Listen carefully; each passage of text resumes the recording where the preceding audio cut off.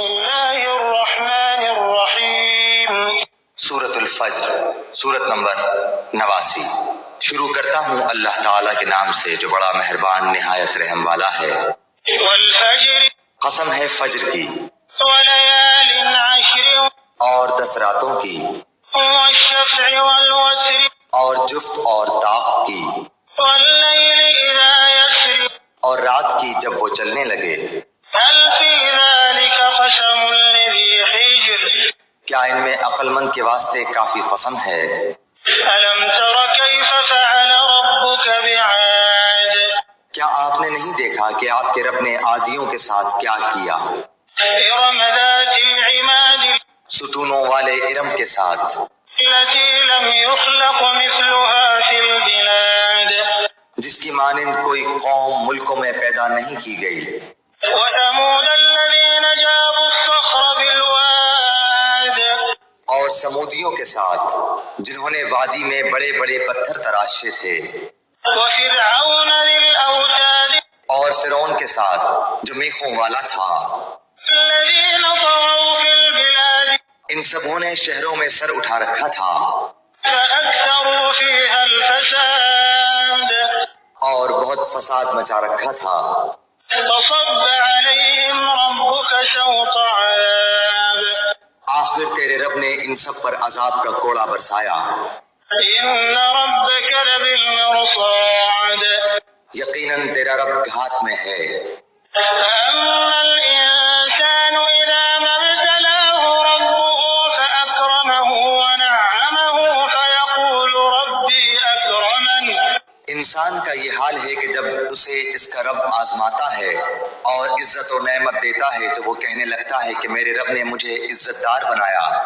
وأما إذا ما ابتلاه فقدر عليه رزقه فيقول ربي أهانن اور جب وہ اس کو آزماتا ہے، اس کی روزی تنگ کر دیتا ہے تو وہ کہنے لگتا ہے کہ میرے رب نے میری اہانت کی اور ذلیل کیا۔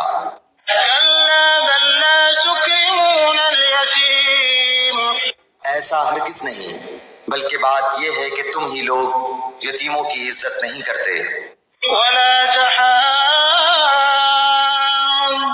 على طعام المسكين اور مسکینوں کے کھلانے کی ایک دوسرے کو ترغیب نہیں دیتے وتأكلون التراث أكلا لما اور مردوں کی میراث سمیٹ سمیٹ کر کھاتے ہو وتحبون المال حبا جما اور مال کو جی بھر کر عزیز رکھتے ہو۔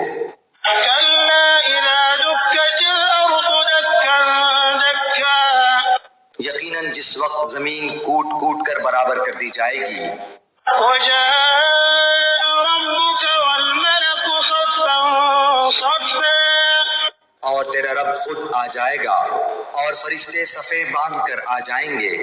وجيء يومئذ بجهنم يومئذ يتذكر الإنسان وأنى له الذكرى اور جس دن جہنم بھی لائی جائے گی اس دن انسان کو سمجھ آئے گی، مگر آج اس کے سمجھنے کا فائدہ کہاں۔